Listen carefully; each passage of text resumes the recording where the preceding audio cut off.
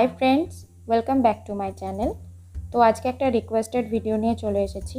আমাকে একজন আমার ভিডিওর কমেন্টসের বক্সে গিয়ে কমেন্টস করেছেন যে বাংলা মাধ্যমের ভূগোল বই ভালো কি আছে।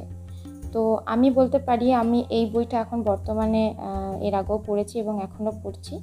এটা আমার মাধ্যমিকের লেভেলের সময় ছিল, এটা আমার অনেক পুরনো বই। তো আমি এই বসু মৌলিক বইটা পড়েছি এবং পড়ছিও। তাই আমি সাজেস্ট করব তোমরা কাছে যদি এই বইটা তোমাদের কারো কাছে থাকে তো তোমরা এই বইটা পড়তে পারো।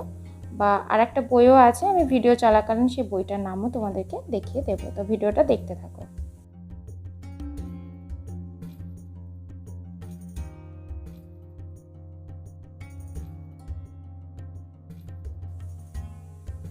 এই বইটা অনেক পুরনো, সেই জন্য পাতাগুলো একটু ওলট পালট হয়ে গেছে, কিন্তু পাতাগুলো সমানে আছে, একটু ছিঁড়ে গেছে আর কিছুই না, অনেক পুরনো তো বইটা।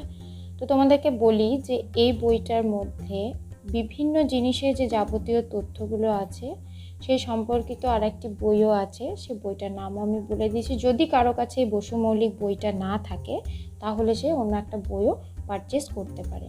এখানে খুব সুন্দরভাবে ভারতের যাবতীয় যে মৃত্তিকা, নদ নদীর, এগুলো একটা করে ম্যাপ এখানে মানচিত্র করে দেওয়া আছে।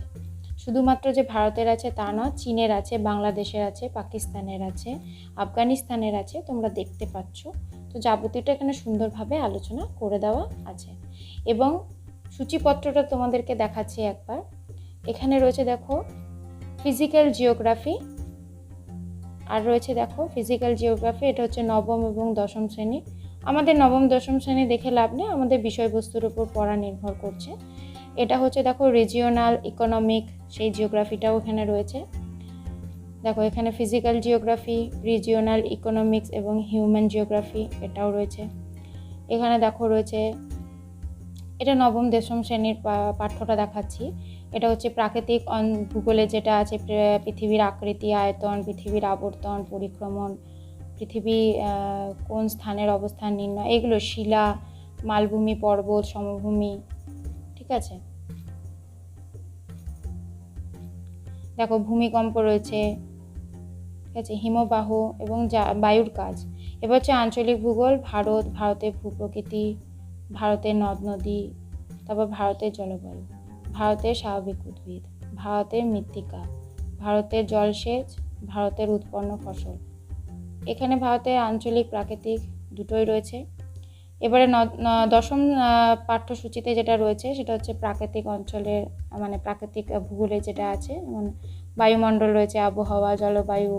এবার আঞ্চলিক ভূগোলে হচ্ছে ভারতের জনবিন্যাস, তারপরে রয়েছে ভারতের শহর নগর, ভারতের বন্দর, এগুলো সব দেওয়া রয়েছে এখানে।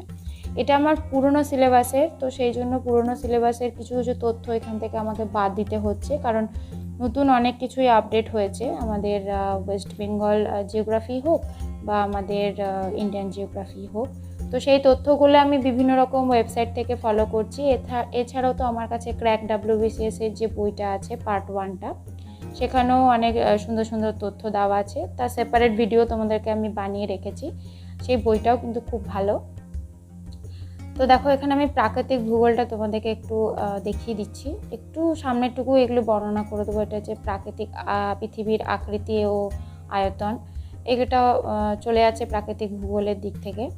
এখানে যাবতীয় খুব সুন্দরভাবে ছবি করে করে এখানে দেওয়া আছে, যাদের বুঝতেও খুব সুবিধা হবে। তো এগুলো তো পরিবর্তন হয়নি, তাই এগুলো তোমরা দেখতে পারো, এখান থেকে এই বইটা থেকেও পড়তে পারো। আর যদি মনে করো যে না এই বইটা তোমাদের কাছে নেই, তাহলে এখন উপায় কি, তাহলে বলবো ছায়া প্রকাশনীর এই যে বইটা তোমরা দেখতে পাচ্ছ, ছায়া প্রকাশনীর এই বইটাও তোমরা বাজার চলতি যে কোনো বইয়ের দোকান থেকে তোমরা কিনে নেবে। চেষ্টা করবে নতুন যে আপডেশনটা এসছে, মানে যেটা ধরো নতুন এডিশন যেটা এসছে সেটা কিনবার, কারণ হচ্ছে সেটার মধ্যে নতুন নতুন অনেক কিছু তথ্য দেওয়া থাকবে। যেমন ভারতের জনবসতি যেটা আছে, ভারতের বিভিন্ন রকম বন্দরে আরও নতুন নতুন বন্দর তৈরি হয়েছে। এছাড়াও বিভিন্ন রকম জিনিস, বিভিন্ন রকম শিল্প, তার উন্নতি, অগ্রগতি, এগুলো সব কিছুই তোমরা এই বইটা থেকে জানতে পারবে। বইটা ভীষণ ভালো, বইটার আমার কাছে এই মুহূর্তে নেই, সেজন্য তোমাদেরকে ওটা ভিডিও করে দেখাতে পারছি না। তাই এই বইটা তোমাদেরকে দেখাচ্ছি। এই বইটার বিষয়বস্তু যা আছে ওই বইটার মতো সেম বিষয়বস্তুগুলোই দেওয়া আছে। এটা আমার পুরনো বই, সেজন্য এখানে আমি পুরোটা পাচ্ছি না, কিন্তু আমার বেসিক ধারণাটুকুর জন্য আমার এই বইটা যথেষ্ট। তাছাড়া তোমরা এই ছায়া প্রকাশনী বইটাও কিন্তু কিনতে পারো। এছাড়াও তোমাদের যদি মনে হয় যে না ছায়া প্রকাশনী ভালো না, দেখো আমি তো বিশেষ করে বলতে পারবো না কোন বইটা ভালো কোন বইটা খারাপ, তো আমার মনে হচ্ছে যে এই বইটার পরিপ্রেক্ষিতে তোমরা ছায়া প্রকাশনীর এই পশ্চিমবঙ্গ ভারতের ভূগোল বইটা কিনতে পারো। তো এখানে আমি তোমাদেরকে ছোটোখাটো করে একটু ছোট করে দেখিয়ে দিচ্ছি, কারণ পুরো বইটা রিভিউ করতে গেলে অনেক লং হয়ে যাবে ভিডিওটা। তো এখানে ছোটোখাটো দেখতে পাচ্ছ নেপালের বিভিন্ন রকম অবস্থান, তার আকৃতি এগুলো দেওয়া আছে, শ্রীলঙ্কার আছে, ঠিক আছে, যেমন ভারত প্রতিবেশী দেশ, এগুলো যাবতীয়টা তোমরা তথ্য এখানে পেয়ে যাবে। কারণ দেখো ভারতের পাকিস্তানের যে প্রকৃতিগুলো তো সবসময় একই থাকে, কিছু কিছু পরিবর্তন হয়েছে, পুরোটা তো পরিবর্তন হয়নি। তো এগুলো তোমরা এখান থেকে পড়তে পারবে, কারো কাছে যদি এই বইটা থাকে সে পড়তে পারো। এখানে ভারতের ভূপ্রকৃতি যাবতীয়টা এখানে আলোচনা করা আছে।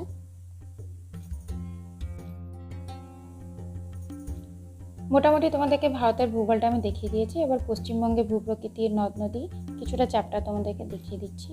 এখানে খুব একটা বেশি আলোচনা করে দেওয়া নেই, তোমরা বিভিন্ন ধরনের ইন্টারনেটের বিভিন্ন ওয়েবসাইট থেকে তোমরা বিভিন্ন তথ্য কালেক্ট করতে পারো। আর বসু মল্লিকের এই বইটাতে যতটুকু আমি তথ্য আছে যতটুকু তোমাদেরকে দেখাতে পারলাম। আর তোমরা চাইলে বাজার চলতি যে বইটার নাম আমি তোমাদেরকে বললাম সেই বইটা কিন্তু খুব ভীষণ ভালো, তোমরা ওটাও দেখতে পারো, যেটা তোমাদের ইচ্ছে তোমরা সেটা করতে পারো। আশা করছি ভিডিওটা অনেক হেল্পফুল হয়েছে তোমাদের জন্য। তো যে ফ্রেন্ডস আমাকে কমেন্টসটা করেছিলেন, আশা করছি তোমারও অনেক হেল্প হয়েছে। তো তোমরা দেখতে পাচ্ছ যে পশ্চিমবঙ্গের সবটা না থাকলেও পশ্চিমবঙ্গের জলবায়ু, নদ নদী এগুলো রয়েছে।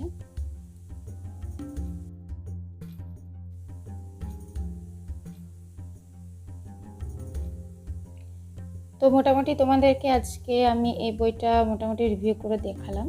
তো আর একটা নতুন বইয়ের সন্ধান তোমাদেরকে দিয়ে দিলাম। আশা করছি ভিডিওটা তোমাদের অনেক হেল্পফুল হয়েছে। তো যারা আমার চ্যানেলে নতুন আছো তারা অবশ্যই চ্যানেলটি সাবস্ক্রাইব করে দেবে এবং ভিডিওটা বন্ধুদের মধ্যে শেয়ার করে দেবে। আজকের মতো এতটুকুই।